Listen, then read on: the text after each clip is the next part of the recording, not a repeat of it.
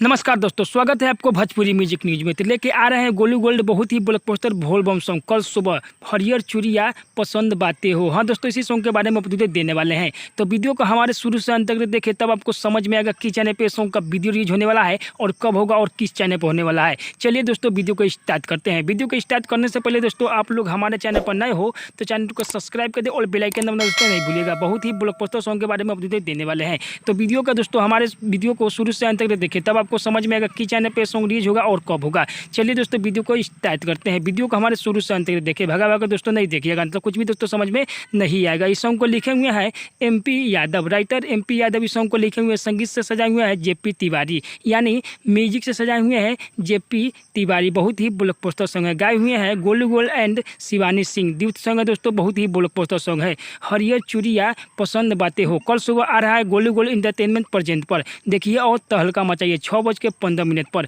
Video song full HD quality में video song release हो रहा है कल सुबह, देखिए और तहलका मचाइए। हरियर चूड़िया पसंद बातें हो गोलू गोल्ड इंटरटेनमेंट में कल सुबह 6:15 पर।